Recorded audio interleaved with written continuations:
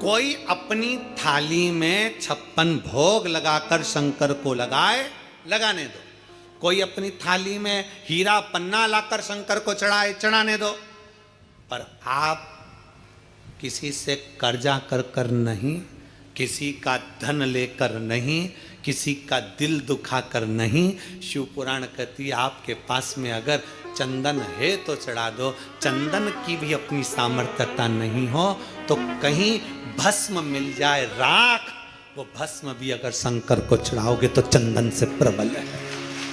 भस्म प्रीता है भगवान को, प्रीता।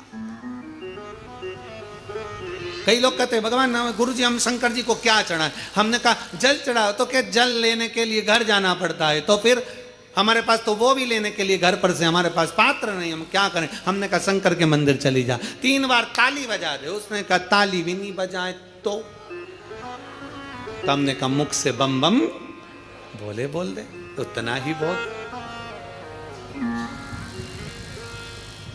वो भी ना बने तो मुस्कुराकर शिव को निहार लो। मुस्कुराकर शंकर को निहार। और कभी हम तो यहां तक कहेंगे कि अगर नहीं चंदन नहीं, अगर नहीं तगर, कुछ भी नहीं है, आपसे भी निवेदन है लक्ष्मी की पूजन करो।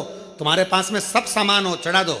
कुछ है नहीं है माता को समर्पित कर दो। तुम्हारा दिल जैसा करे, तुम्हारे घर की जो रीति हो उसके अनुसार माता को चढ़ाओ, प्रेम से समर्पित करो। नहीं है तो हाथ जोड़कर झोली पसार कर प्रणाम करो। माँ ये पीले चावल यही लाल पुष्प है, ये पीले चावल यही मेरा सब कुछ है। माँ मैं तुझे समर्पित करती हूँ और विश्वास के साथ कहती हूँ माँ अगर कुबेरेश्वर बाबा आपको मेरे घर में नारायण के साथ भेजे हैं तो मेरा विश्वास है माँ आप मेरे घर में रहना और ऐसी संपदा देना कि आने वाले वर्ष में मैं भी हीरे पन्ने से तेरी पूजन कर सकूं। ऐसी कृपा करना, तू कृपा करना तेरी।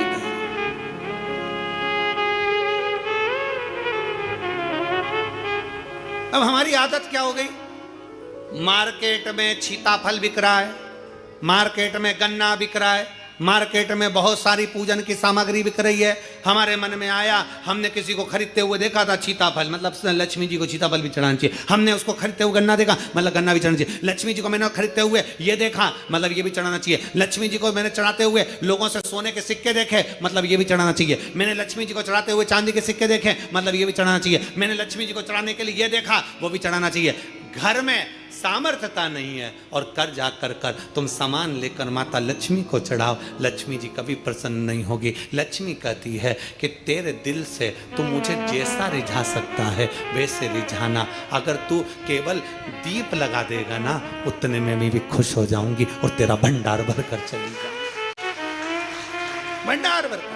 कई लोग कहते हैं गुरुजी आपकी दीपावली पूजन बिल्कुल सरल है, एक सिक्का रखना है थाली में, पूजन धनतेरस से चालू करा, रूप 14 पर करी, रूप 14 से करी, दीपावली पर पूज लिया और मालूम पड़ा फिर आ गया गोवर्धन पूजन।